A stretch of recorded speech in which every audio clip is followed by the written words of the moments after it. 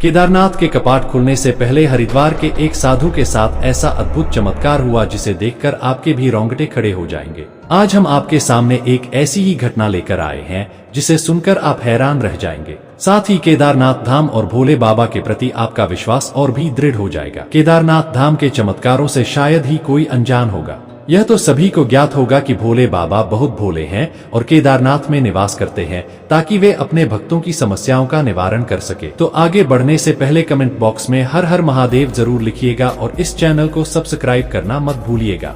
बीते काल में केदारनाथ पर एक भारी आपदा आई थी जिससे कई लोगों के प्राण चले गए थे।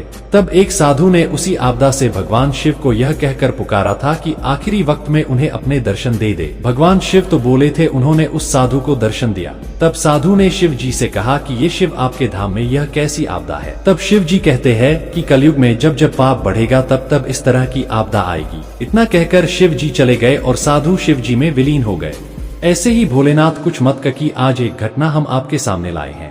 नदी का प्रवाह काफी तेज था, जरा सी भी लापरवाही पर यह नदी बहाकर कहीं भी ले जा सकती। साधु जय भोलेनाथ का नारा लगाते हुए नदी में डुबकी लगा देता है। नदी का प्रवाह तेज होने के कारण साधु का बैलेंस बिगड़ जाता है और वह पानी की तेज रफ्तार की तरफ बहने लगता है। उस वक्त साधु मन ही मन शिव जी को आवाज देता है और उनसे कामना करता है कि अगर मेरी मृत्यु निश्चय है तो मुझे अपने धाम में मृत्यु दे और मरने से पहले ही अपने दर्शन दे। अब इसे भगवान शिव का चमत्कार का हो, ये साधु की किस्मत वो ये सब सोच ही रहा होता है कि आगे एक लकड़ी का बड़ा सा हिस्सा साधु के सामने आ जाता है जिसे वो पकड़ लेता है और बच जाता है। तभी वहां कुछ तैराक साधु को देखते हैं और उनकी मदद करते हैं। किनारे तक लाने में साधु बच जाता है और भोलेनाथ का शुक्र क्रिया करता है। आगे बढ़ते हुए वह मनसा देवी के मंदिर पर रुकता है और उनके दर्शन करने के बाद वो केदारनाथ की तरफ रवाना हो जाता है। लंबा समय तय करने के बाद साधु जैसे तैसे केदारनाथ पहुंचने ही वाला होता है कि रास्ते में काफी तेज तूफान और बारिश शुरू हो जाती है। साधु पैदल यात्रा करता है। इतनी तेज आंधी और तूफान के कारण उसे समझ नहीं आता है। सब कुछ ऐसा प्रतीत होता है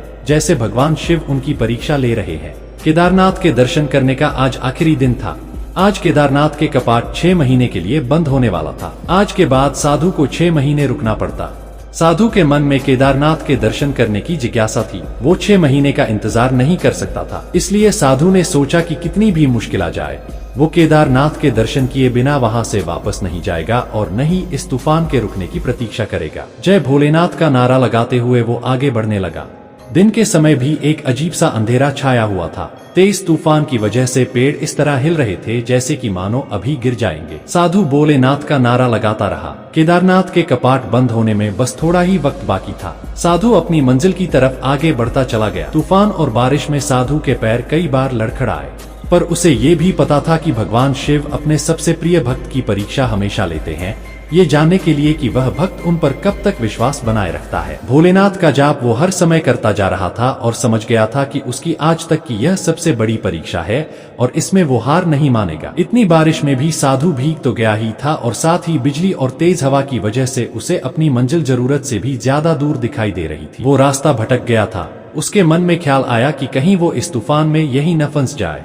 इसलिए कुछ भी सोचे बिना वह आगे बढ़ता रहा। उसे दूर दूर तक कोई भी व्यक्ति दिखाई नहीं दे रहा था। आधा रास्ता यूं ही चलने के बाद जब उसे साधु को कोई दिखाई नहीं दिया तो वह वहां पर रुका और आसपास देखा तो अब उसे यकीन हो गया था कि वह रास्ता भटक गया था। अब उसे कुछ समझ नहीं आ रहा था कि वह यहाँ से अब कहाँ जाए और किससे पूछे। यह रास्ता इतना सुनसान था कि वहाँ कोई भी नजर नहीं आ रहा था। तभी वहाँ पर एक आदमी दिखाई दिया तो उसे आदमी ने बताया कि यहाँ से केदारनाथ का रास्ता बहुत दूर है और आप यहाँ गलत दिशा में आ गए हैं।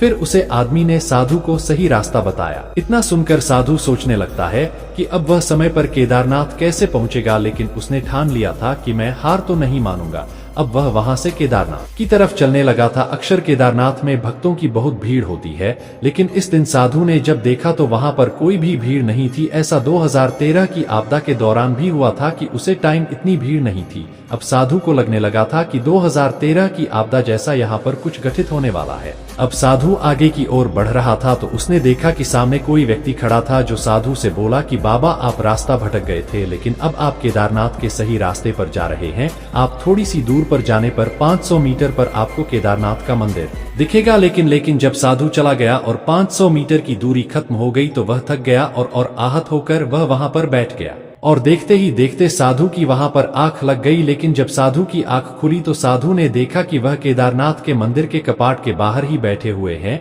तो साधु को यह चमत्कार देखकर यकीन नहीं हुआ, लेकिन साधु समझ गए थे कि यह महादेव का ही चमत्कार है जिन्होंने मुझे रास्ते से भटकाया। आखिर मंदिर तो उसी जगह था और वह साधु भी सही रास्ते पर था, लेकिन यह केदारनाथ बाबा का चमत्कार था, क्योंकि केदारनाथ महाराज जी साधु के संघर्ष को देखना चाहते थे। इतनी उम्र में भी साधु ने हार नहीं मानी। इस वजह से आखिर भगवान केदारनाथ जी को साधु को दर्शन देने ही पड़े। दोस्तों, कहते हैं कि केदारनाथ की चढ़ाई बहुत ऊंचाई पर है और केदारनाथ की चढ़ाई करते समय बहुत ही चुनौतियां लोगों के पास आती हैं, लेकिन बाबा केदारनाथ के आशीर्वाद से सभी व्यक्ति केदारनाथ की यात्रा आसानी से कर पाते हैं। अब साधु ने केदारनाथ के अच्छे से दर्शन किए और केदारनाथ जी को दंडवत प्रणाम किया। साधु अब बहुत खुश था। देखा दोस्तों, केदारनाथ महाराज जी का इतना बड़ा चमत्कार हुआ कि साधु अपनी सारी थकान को भूल गए और प्रसन्न होने लगे। दोस्तों, आपका इस घटना के बारे में क्या राय है, कमेंट बॉक्स में जरूर बताएं और चैनल को सब्सक्राइब और वीडियो को लाइक जरूर करें। जय केदारनाथ जी।